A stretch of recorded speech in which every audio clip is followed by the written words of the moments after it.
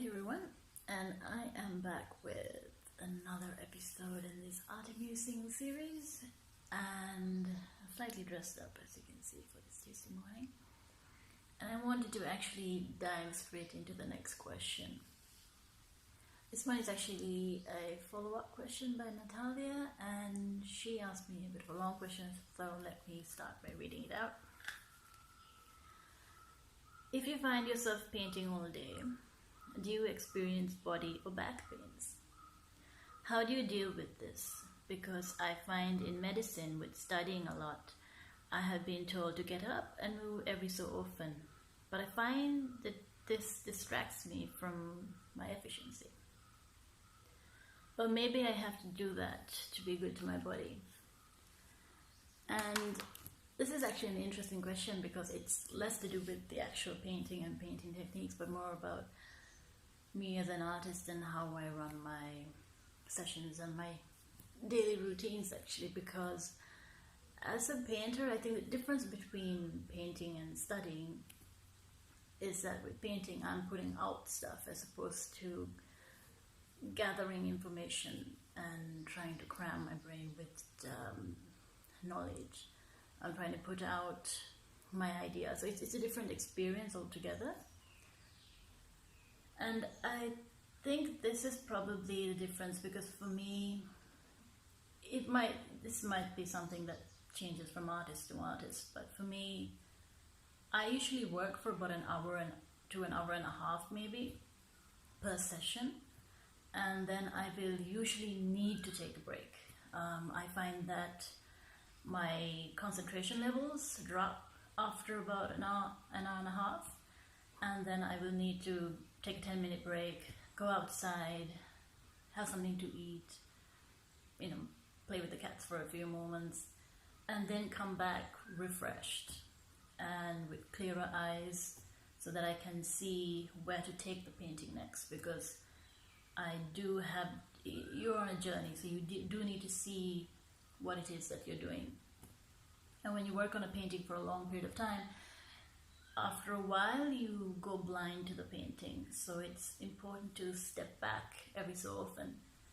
And I do this, like I said, every hour to every hour and a half, because I don't force it, it just happens naturally, and that's the rhythm that has come about on its own in my daily sessions.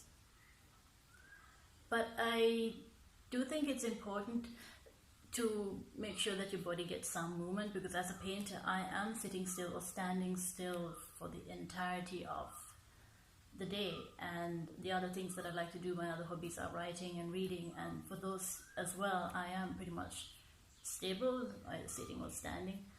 And I find that to balance that out, I do need to be physical. I do need to have some sort of a workout or an exercise regime, and I do this almost every day. At the end of my day, after I have been creative and been living my studio basically, I will then take about an hour at least. But it depends on how much time I have. Sometimes it's just half an hour, but I like, again, another hour. On some occasions it's 2 hours, but I like to get some exercise in so that my body gets enough movement so that it doesn't become sluggish over time. Because I find when I work out in the evenings, you're tired by the end of it, so I actually sleep better, but over the next few days I also have more energy because you also build up endurance, and that actually helps my paintings. And the discipline of working out regularly also helps you to discipline other aspects of your life as well, and I find that really useful. And with the build-up of endurance, of course, I can work more efficiently. So it's something that I actually recommend, making sure that you have some sort of workout to balance your daily regime, whatever it is, whether you work in an office or if you're a creative person. I mean, it's different if you are physical in your job, but as someone, or if you're studying, or someone like me, when you are restricted in movement on a regular basis because your work requires you to stay still, then I recommend adding that into your daily routine. And I hope that answers your question, Natalia. And let me just see if there was anything else in your question that I missed out on.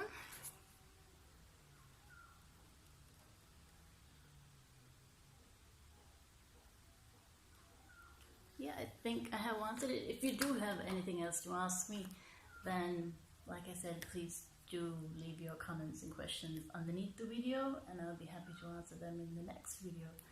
This one's actually quite short, so maybe I will shoot a second one to talk about another topic.